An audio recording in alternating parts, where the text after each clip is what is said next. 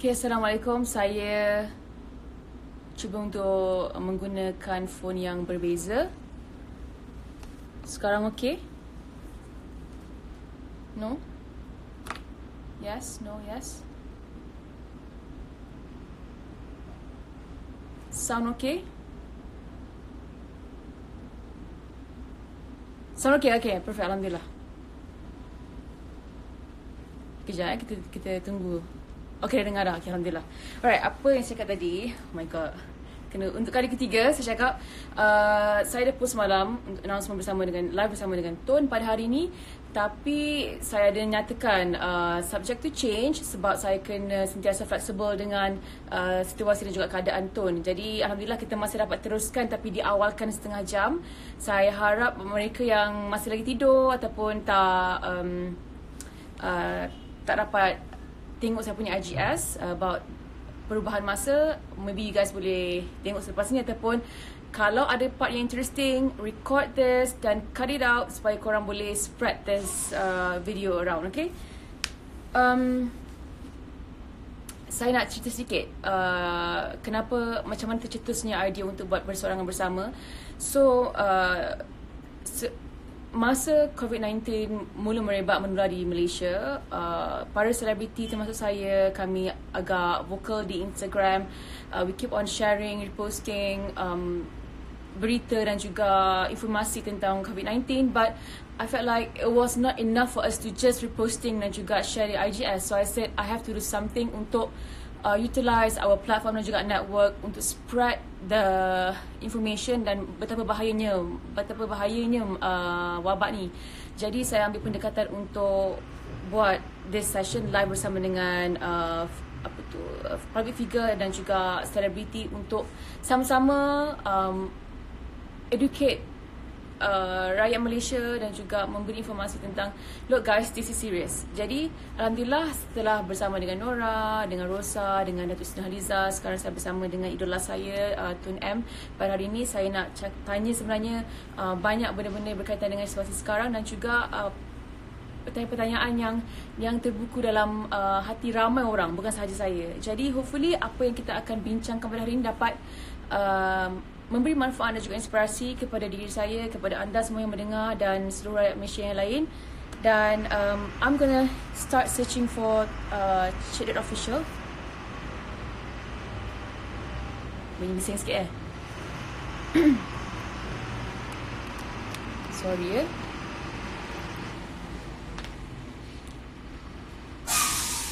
no. Okay, I better tutup I punya pintu. Sekejap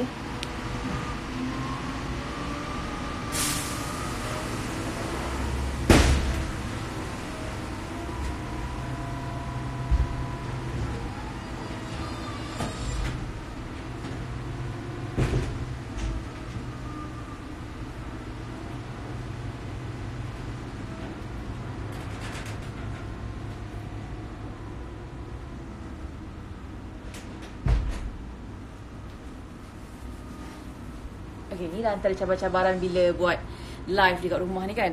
Tapi perbezaan ni kalau 7 tahun di Meletup tu, saya the moment guest masuk ke set, kita dah dapat rasa dia orang punya energy dan aura. Tapi cabaran untuk live ni, kita di tempat yang berbeza dan kita dapat baca energy mereka. Jadi susah untuk kita levelkan momentum tu ataupun energy tu. Tapi insyaAllah apapun kita cuba yang terbaik. So I'm gonna look for Tun M sekarang.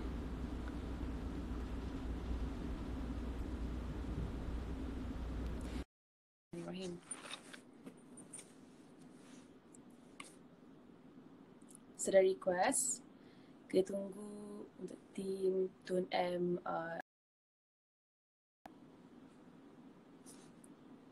nervous pula kita.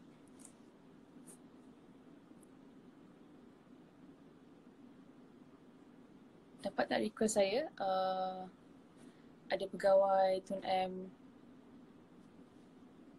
yang berhubung dengan saya tadi.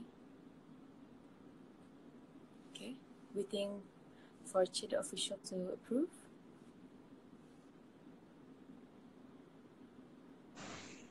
Assalamualaikum, selamat pagi Tun. Sound okay?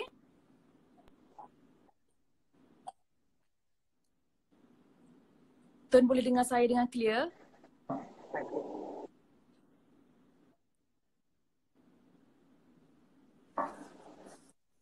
Tun boleh dengar saya dengan clear? Sound clear? Ya, boleh. Okey. Alhamdulillah.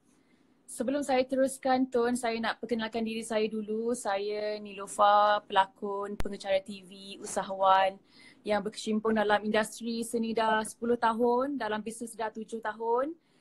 Saya nak ucapkan terima kasih kerana Tun sudi bersama saya live di Instagram. Dan saya sangat berbesar hati, teruja, bersyukur sangat-sangat untuk dapat momen ni. Sebenarnya Tun, saya hanya medium penghubung antara Tun M dan juga rakyat Malaysia yang sebenarnya banyak soalan-soalan daripada mereka. Pertama, dan saya nak sampaikan salam mereka, salam sayang mereka. Diorang panjatkan banyak doa-doa kepada Tun. Mereka sayangkan Tun, mereka inginkan Tun berada dalam keadaan sihat, wafiat. Jadi mungkin pertama sekali saya nak tanyakan khabar Tun dulu dalam tempoh kuarantin ni, memandangkan Tun ada direct contact dengan pesakit COVID-19. Macam mana keadaan Tun sekarang? Saya berada di rumah lebih daripada 2 minggu sekarang kerana apabila didapati saya ada mengambil gambar dengan seorang yang mengidap penyakit dan mereka buat peperiksaan dan saya dikenakan kuarantin selama 14 hari. Sudah genap 14 hari, tapi seperti mana kita semua tahu, dia panjangkan lagi sehingga 14 hari bulan April. Betul Tun. Bercakap tentang kesihatan ni kan, ramai sangat tanya saya tentang pemakanan Tun, suplemen Tun, exercise yang Tun lakukan. Tapi saya dah banyak baca dah tentang semua tu, yang Tun amalkan senaman ringkas, pemakanan yang sederhana, tidur yang 6 jam pada waktu malam, 15 pada waktu siang, hobi menunggang kuda dan sebagainya. Tapi saya tak pernah baca lagi apa amalan Tun untuk menjaga kesihatan, memory, untuk dapatkan memori yang tajam dan bagus. Apa yang Tun amalkan? Lagging sikit. Lagging sikit ya.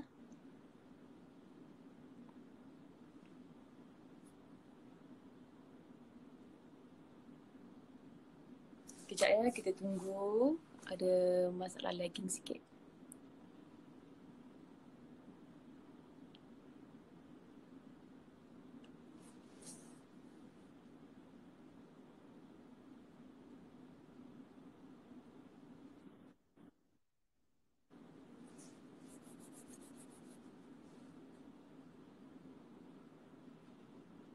Okey.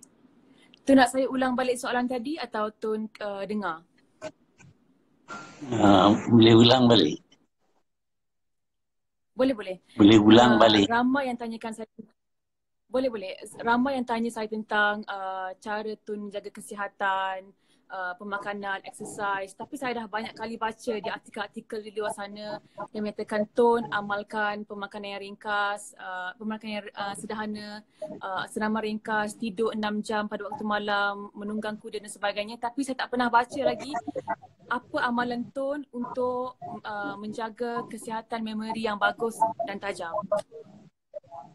Ya, kesihatan kita lebih terjamin jika kita aktif sedikit.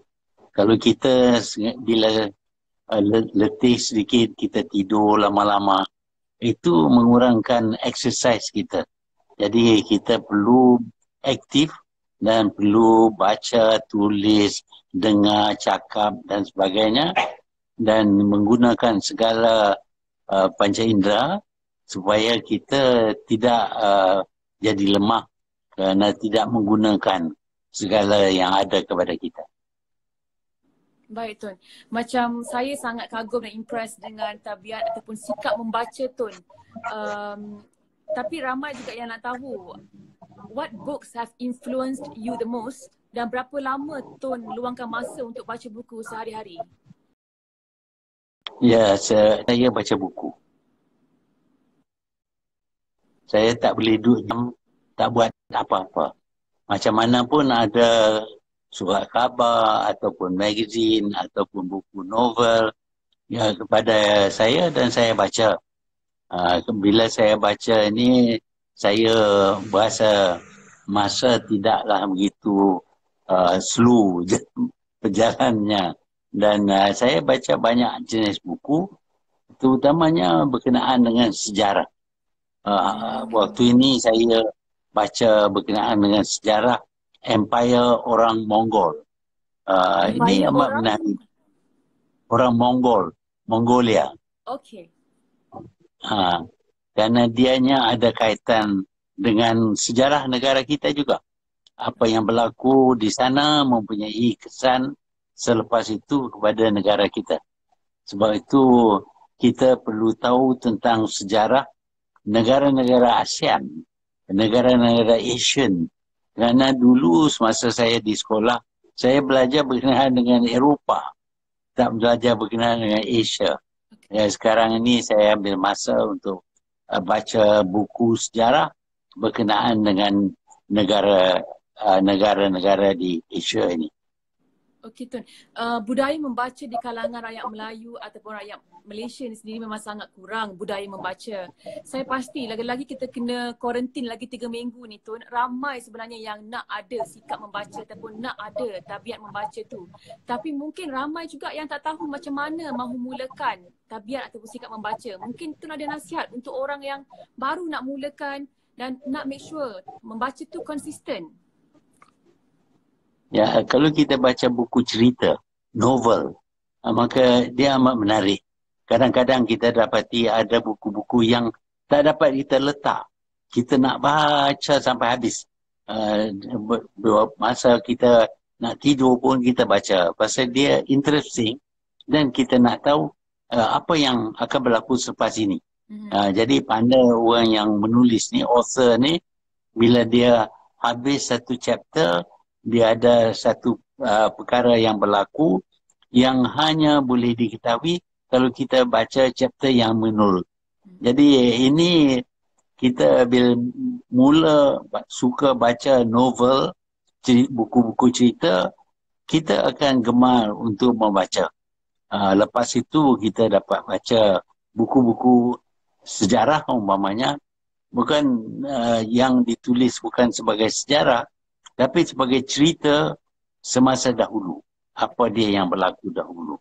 Inilah yang memulakan keinginan saya untuk membaca. Daripada kecil lagi. Saya dapat hadiah buku dan saya baca buku hadiah itu dalam satu hari habis. Jadi saya kadang-kadang baca berulang kali lah. Jadi penting untuk pilih buku ataupun jenis cerita yang kita suka dulu. Baru kita boleh tingkatkan kepada genre-genre yang berbeza. Okey, Tun, ramai yang mengidolakan Tun, yang yang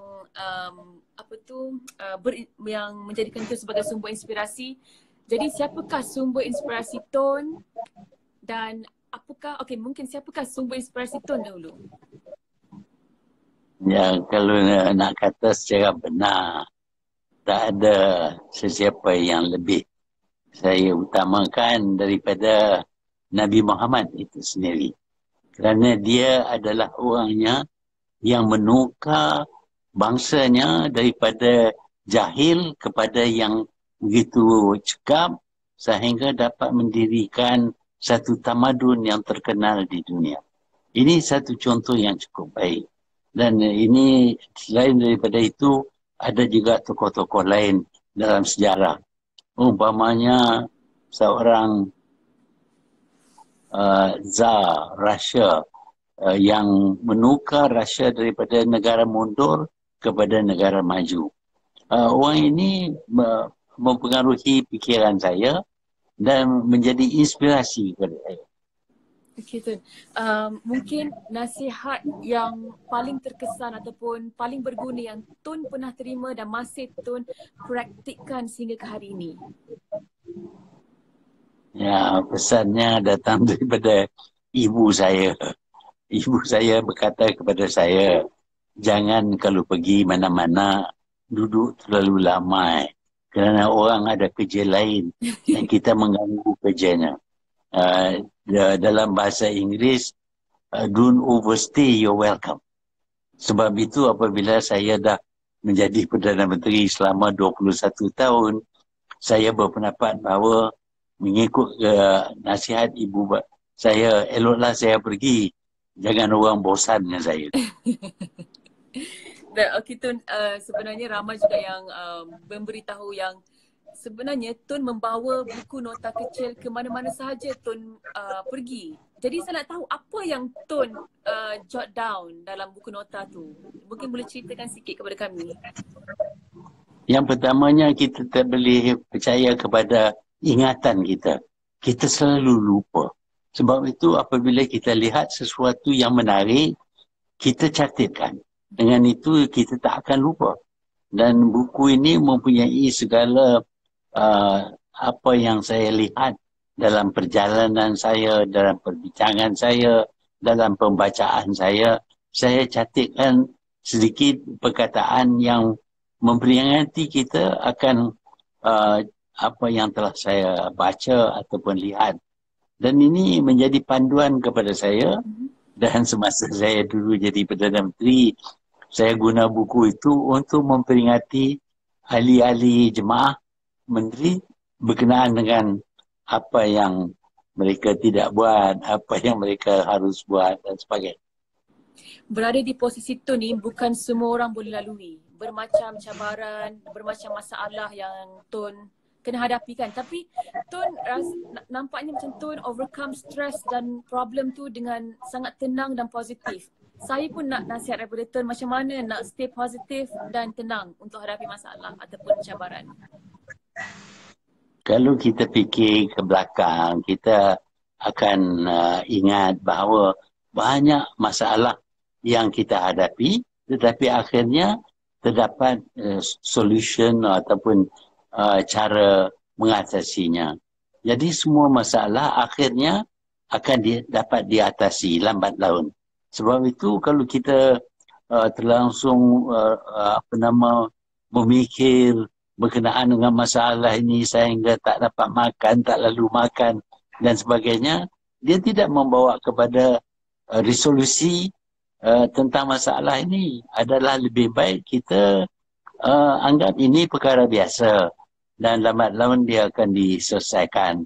Dan sebab itu walaupun saya terpaksalah hadapi banyak masalah, tapi lambat laun kita dapat atasinya.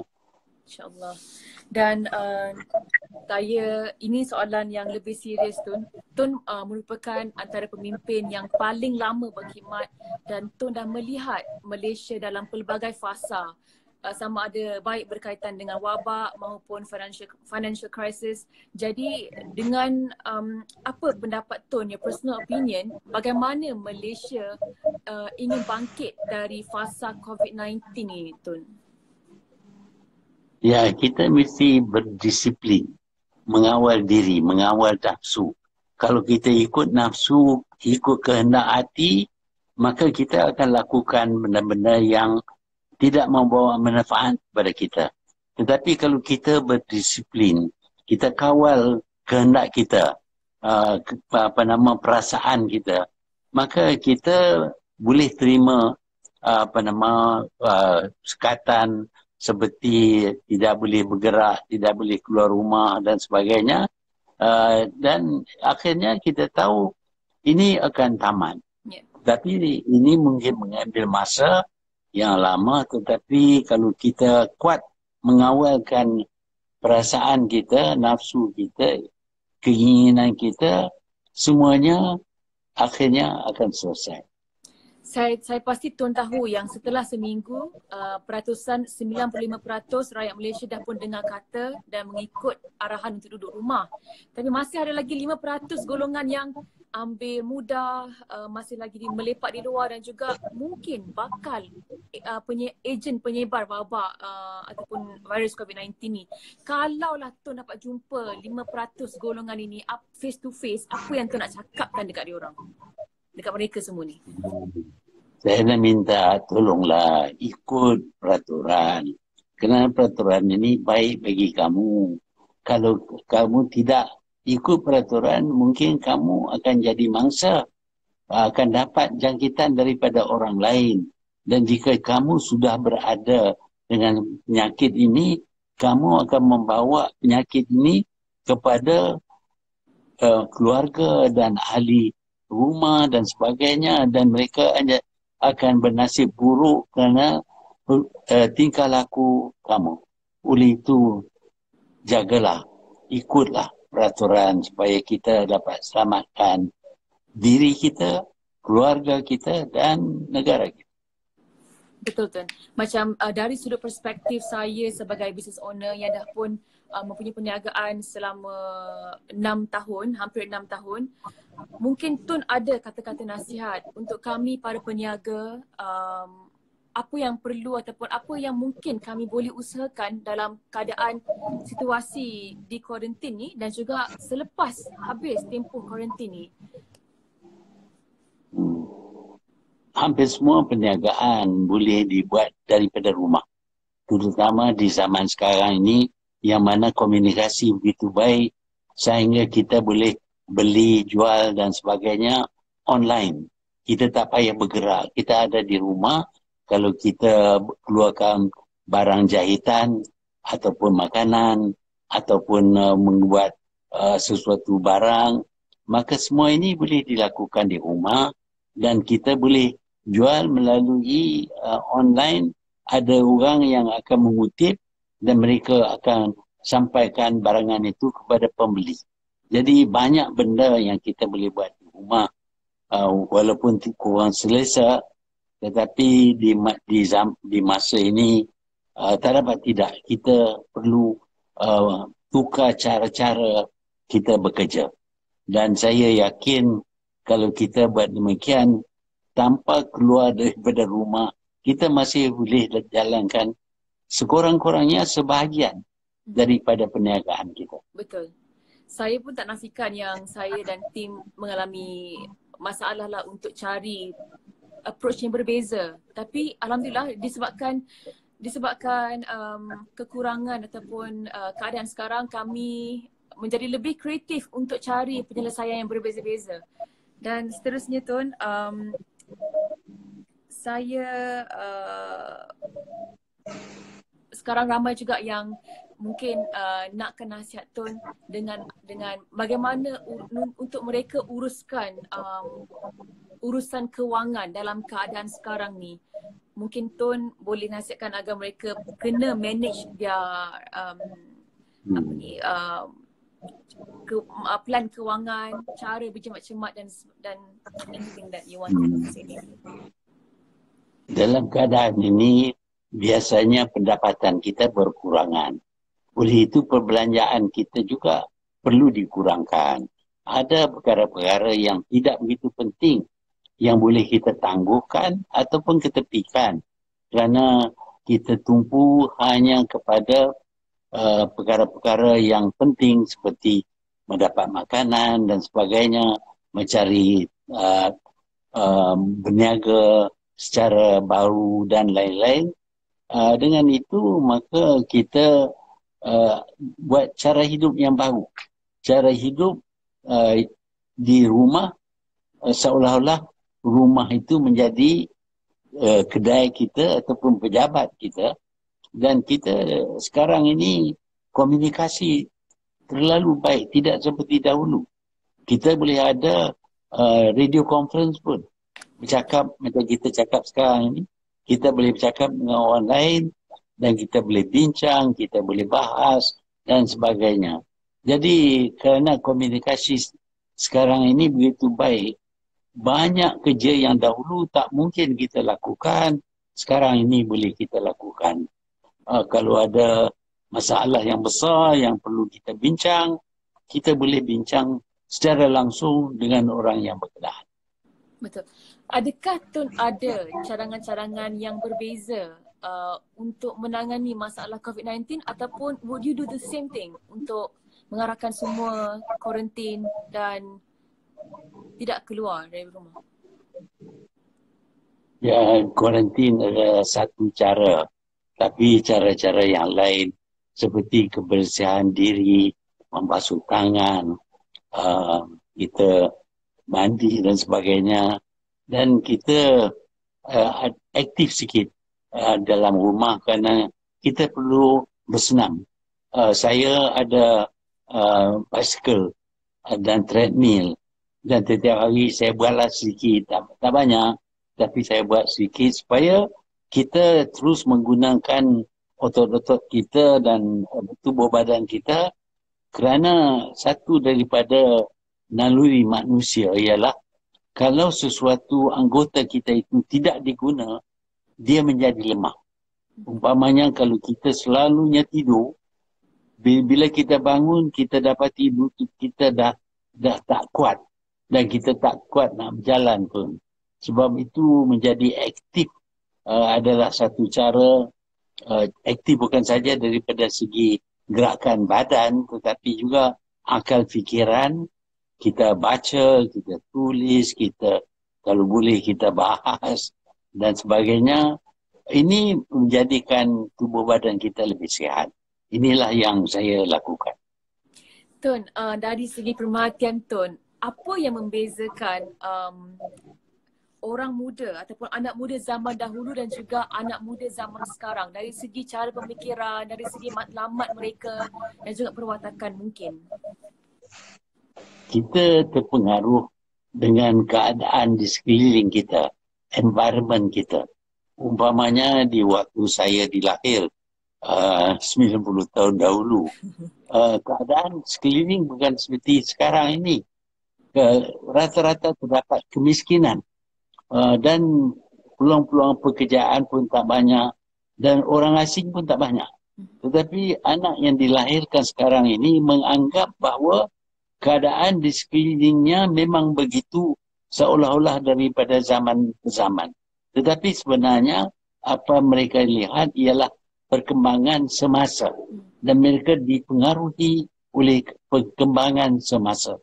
Umpamanya kalau dulu kita main congkak, sekarang ini kita ada TV, kita boleh dengar, kita boleh guna telefon bimbit untuk berhubung dan sebagainya. Ini baru, ini adalah keadaan environment yang baru yang mempengaruhi fikiran kita. Umpamanya kita sekarang ini terdedah kepada konsep-konsep kebebasan. Dulu, di zaman dulu, saya tak ada fikir langsung tentang kebebasan. Memang kehidupan saya dikawal oleh ibu bapa. Tak boleh pergi sana, tak boleh naik basikal dan sebagainya. Tapi di zaman ini, kalau ibu bapa tak bagi motosikal, kita marah. Kerana kawan semua ada motosikal. Jadi, environment ini mempengaruhi pemikiran anak muda sekarang. Tetapi kalau mereka rajin membaca berkenaan dengan keadaan dahulu, maka mereka lebih dapat menilai tentang apa perbezaan ini, apakah dianya baik ataupun tidak baik. Tun, dua soalan terakhir dari saya. Yang kedua terakhir adalah, kalaulah Tun bukan bekas Perdana Menteri ataupun bukan VIP, apa yang Tun ingin buat yang Tun tak terbuat lagi sehingga sekarang? Saya waktu jadi Perdana Menteri pun saya suka buat benda yang biasa. Sebab itu saya masih pergi beli belah di pasaran dan sebagainya. Saya suka makan kopi di tepi jalan. Saya pun suka pergi di gerai-gerai. Itu cara hidup saya dulu. Dan saya ingin kekalkan cara hidup itu. Apabila saya jadi timbalan Perdana Menteri, ada pegawai yang berkata kepada saya, sekarang saya tidak boleh pergi beli barang di kedai-kedai. Kalau nak, mereka akan bawa barang ke rumah untuk saya pilih. Saya tolak cadangan itu. Saya nak hidup macam orang biasa. Saya orang biasa, ini latar belakang saya, dan saya masih kenang dan suka kepada cara-cara dulu, yang mana kita mempunyai jiran, mempunyai kawan, dan kita bermesra sesama peringkat kita. Tidaklah orang atasan, kita orang biasa saja. Jadi itu yang saya utamakan. Okey Tun, ada mungkin tadi ada lagging sikit. Ada. Okey. Dan itu je. Okey Tun. Dan yang terakhir dari saya adalah mungkin message-message yang Tun ingin sampaikan kepada frontliners kita yang sedang berjuang saat ini. Mungkin ada antara mereka yang sedang menonton dan mendengar. Ya, yang pertamanya kita harus bersyukur. Walaupun sekarang ini kita menghadapi satu penyakit yang dahsyat, tetapi kita ingat ada orang yang lebih teruk daripada kita. Kita fikirkan Itali umpamanya, 60 juta manusia terpaksa dikawal berapa lama? Sekarang India dengan 1,4 bilion orang juga tidak dibenarkan keluar daripada rumah.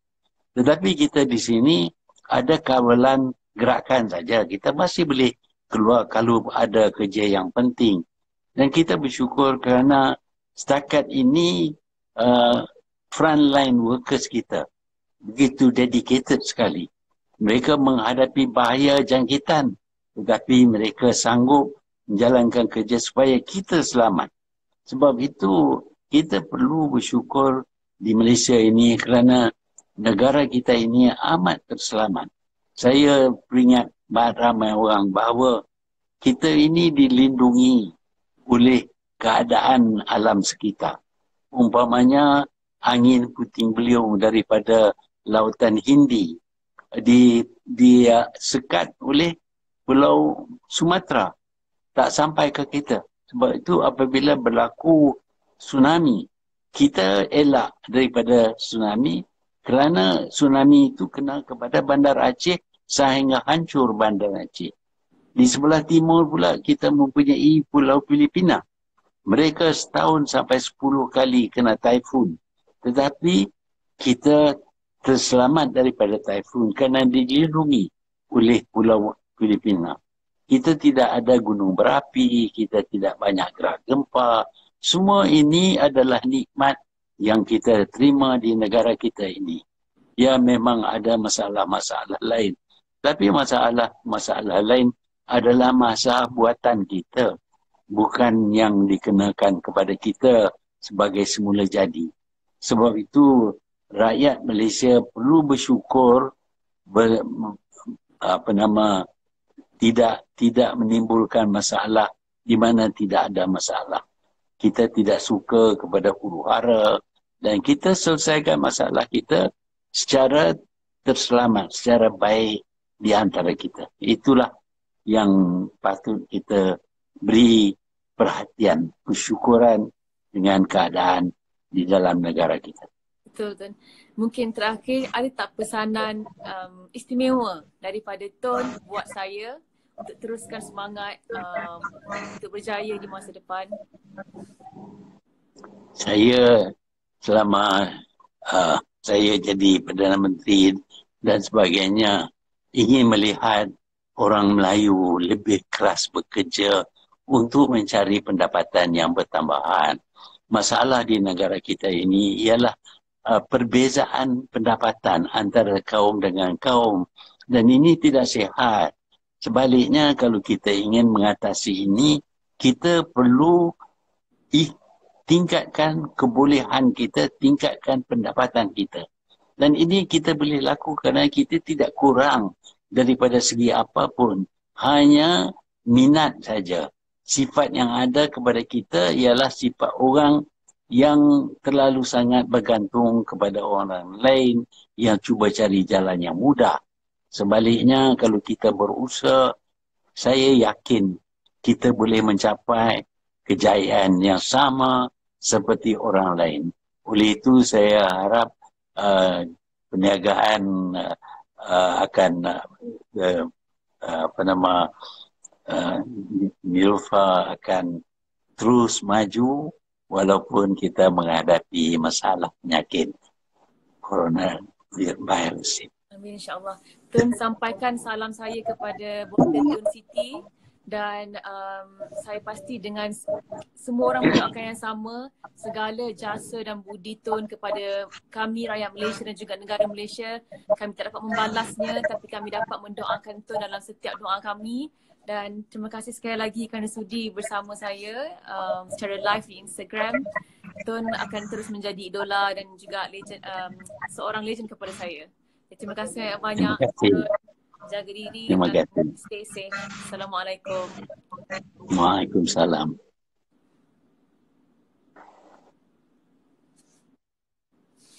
Alhamdulillah, so selesai. Saya harap semua soalan-soalan yang anda tanya saya dari semalam, saya dapat ajukan, utarakan kepada Tun.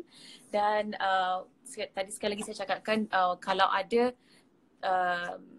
part yang interesting yang nak anda sharekan, record this live, edit dan boleh sebarkan kepada family and friends. Dan I'm so happy, Alhamdulillah, so happy. Terima kasih banyak-banyak. I'm so sorry kepada yang baru masuk. Tun minta untuk saya awalkan setengah jam pada pukul 10.30. Dan saya terpaksa awalkan, tapi tak ada masalah. Saya akan save live ni dan anda boleh menonton live ni bila-bila masa for the next 24 hours, I believe. Dan thank you so much kepada anda yang membantu saya untuk kumpulkan soalan. I'm just so happy. Alhamdulillah. Thank you very much. Saya akan cuba mencari figura-figura yang dapat memberi kita inspirasi lagi untuk for the next session. InsyaAllah saya akan jadualkan sesi bersama Nabil tu pada esok hari. Saya kena tanya dia dulu macam mana, since kita dah buat dengan Tun pada pagi ni, saya tak nak terlalu banyak dalam masa satu hari. So insyaAllah tomorrow with Nabil, dan seterusnya nanti kita akan announcekan siapa the next one. Okay, so, terima kasih banyak-banyak. Stay safe dan jaga kesihatan, jaga pemakanan, basuh tangan banyak kali, tak apa walaupun di rumah. Dan teruskan kongsi atau sebarkan informasi tentang COVID-19 supaya kita sentiasa diperingati dan memperingati. Okey, jadi terima kasih banyak. Assalamualaikum.